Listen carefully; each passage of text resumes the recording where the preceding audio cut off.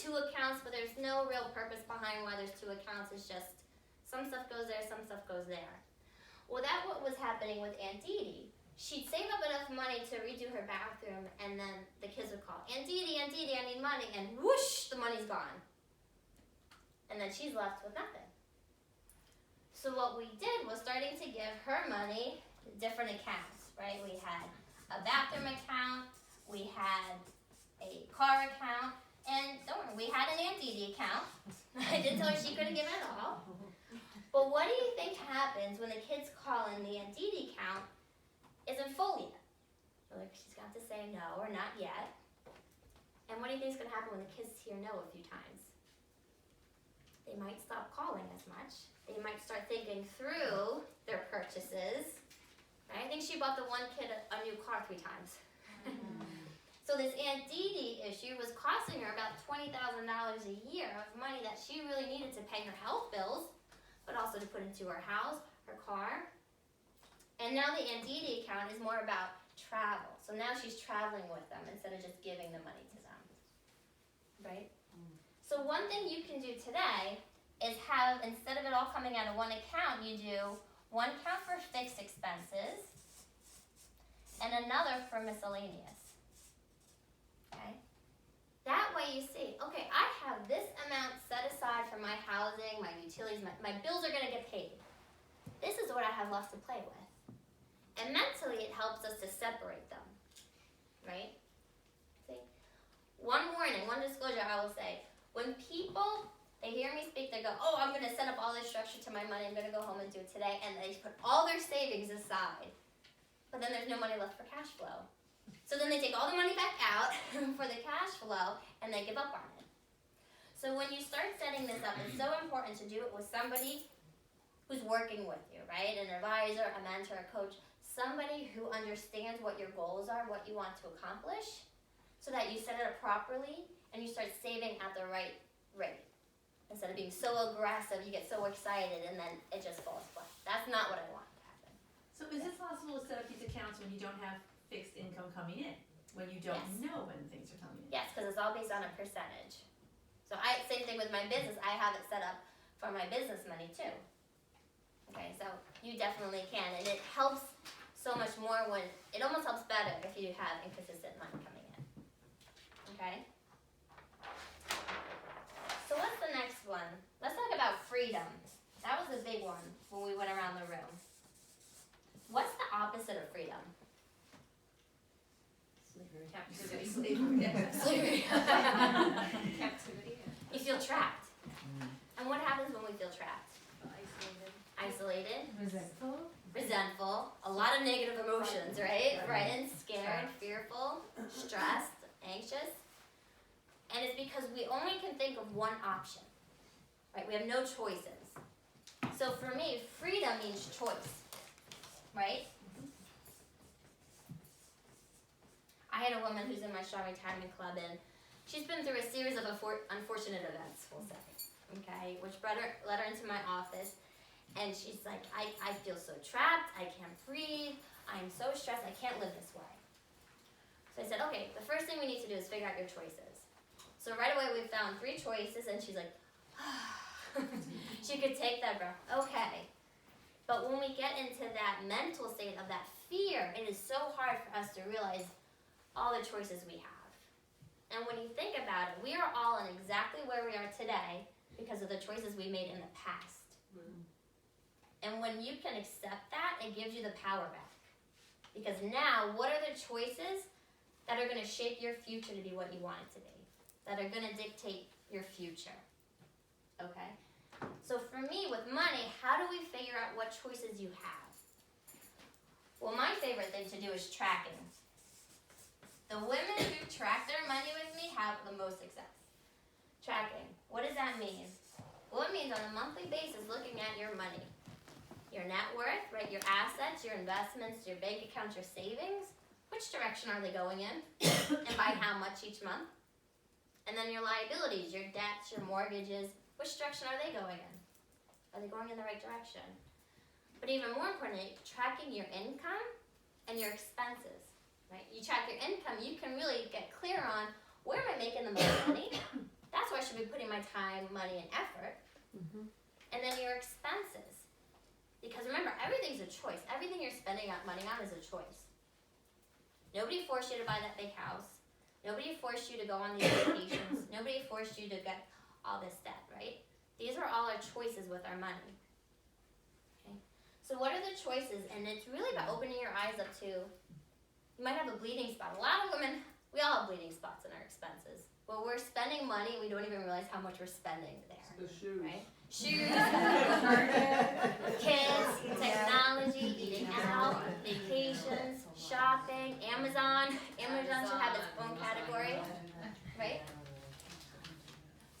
But tracking it helps you realize, well, if 80% of my money is going to the housing, then that's why I can't put my kids through college. That's why I can't save money. That's why I can't go on these trips. Okay, let's rework it. We don't have to stay in this house, or let's find other ways to earn income and change money. All right? So one couple, they came to me, and their quick question, they had some debt. What should we do with the debt, right? But deep down, they really needed to make huge changes in their lives. They wanted to both switch careers. So they had student debt, and now they're about to add more student debt to it, okay? But tracking helped them realize so much that if she had a side hustle, how many of you have had a side hustle, a side job we're doing? Well, if she kept increasing her side hustle, these changes could happen a lot quicker to her. And by understanding how much income was coming in from that, by the tracking, really helped them. And then going through their expenses, getting rid of some, and tracking their debt, they were able to pay off 25% of their debt. She was able to leave her full-time job to do her side hustle, all from tracking their money. And more importantly, making those decisions because they had that security with the money. They understood, okay, if I have X amount of clients, I can afford my overhead because we know exactly what our overhead each month is, right? And that's what it's about. Having the freedom to make those choices out of that sense of security, that sense of confidence, okay? So tracking your net worth and your cash flow. So what you can do today is go home, print out your credit card statements, your bank statements, and go through each expense and have on a scale of 1 to 5, right? 1, I need it. 5, it's a 1, I don't really need it, or I don't even care about it. And go through and see how much money you're spending on stuff you don't really care about. And see, can you cross off 3 things right away? And then reallocate that money, whether to savings or to something that you'd rather spend money on. Whether it's some self-care, massage, or yoga, or trip, or your business even. Now, a lot of people, because tracking is like stepping on a scale in December. At the end of December, you never want to do it, right? That's cute. You're terrified to do it, but then you step on it like, okay, it's not that bad, I can work with this, right? It's so overwhelming to us, and that's why it's really important when you track your money, to have an accountability buddy, to have a partner, somebody to hold you accountable to it, to hold your commitment to it. Because what I see is women, they start to do it, and then they have an expensive month, or they're away that month. Like, oh, it's not a normal month, so I'm gonna skip it. And then the next month, they get so busy, they forget to do it. And then all of a sudden, they've stopped doing it, right? They've done it once or twice, and then they forgot about it.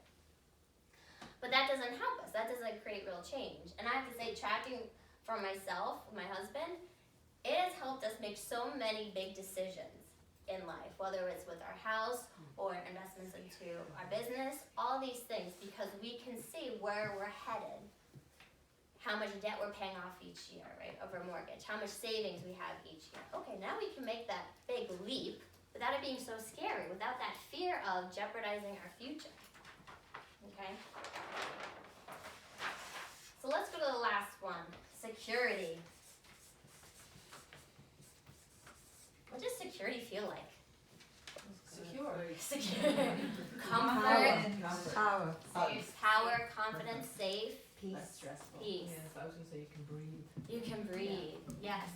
You can enjoy your life. What helps us feel secure? Money. I think what helps us feel Knowledge. secure is understanding the consequences of our decisions. But not just the consequences tomorrow, but in 5, 10, 20 years from now, right? Going back to our choices. So, okay, now we have choices, but what do those choices mean in our life? how are we going to be able to pick the right one? And for me, that is all about having a plan and looking, how does that plan lay out? And this is especially important to do with somebody because how many times are you on a plan and then something happens in life, right? A roadblock, an unfortunate event, right? A scare. Well, now it doesn't mean you're off that plan. We just need to pivot the plan. We need to rework the plan, figure out a new plan. Or sometimes you're chasing something you realize you don't even care about 5, 10 years later. Right? You're starting out in your career. Oh, I want that big house. And all of a sudden you come up to the point you're like, I don't really care about that big house. Why was I so worried and stressed about it and working towards it? And that's why it's really important to always come back to the plan and say, okay, that did its part. Now we need to figure out, what do I care about now? What's going to motivate me? What's going to get me to the next level in my life? And what does that next level look like? So for me, I write down my goals on Post-its. And I put them, yeah, of course. Or they're in pink ink. And I put them all over my computer. And then I break down those goals.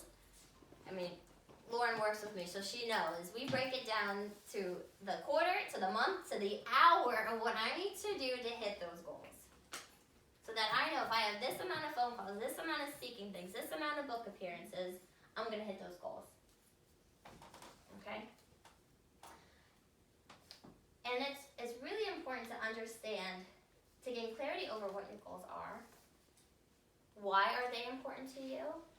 To feel those goals, right? To feel the emotions of when you hit those goals. What is that going to feel like to you? That helps you become accountable. That helps you be committed to them. And then, just like my business coach, I had an accountability buddy, Lisa, to keep pushing me towards those goals. But I had a coach who would hold me to a high standard. A higher standard than I would ever hold myself. And then that bar kept getting raised, right? And that's what we all want in life. I think especially for women, that's what we all want, is to be on a path of continuous improvement, right? Always hitting the next level, because otherwise we get stagnant, we get complacent, right? We get stuck. We get stuck in a rut. How many times have you been stuck in a rut?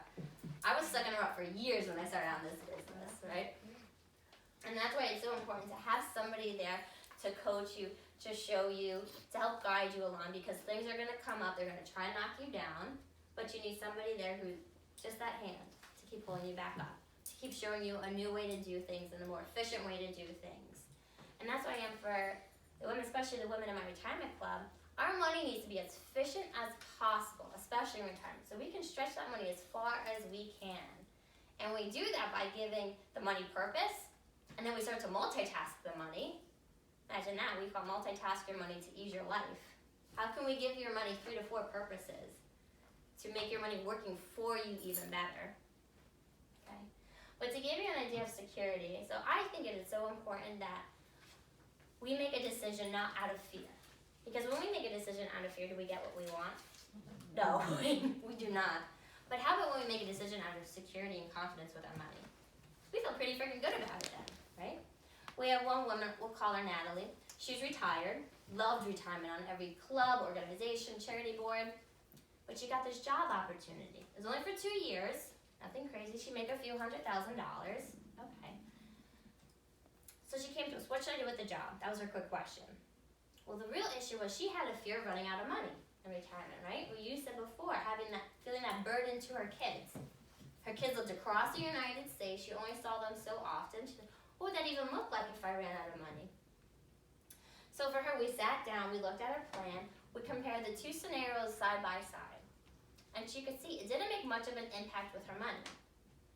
So now she could make that decision based on whether she really wanted to do the job or not based on that fear of running out of money or because of the money. And I know that's what I want with my own business, that I don't have to make any decision based on the money. I want to make that decision because 1, it feels good between me and God, 2, me and my family, and 3, me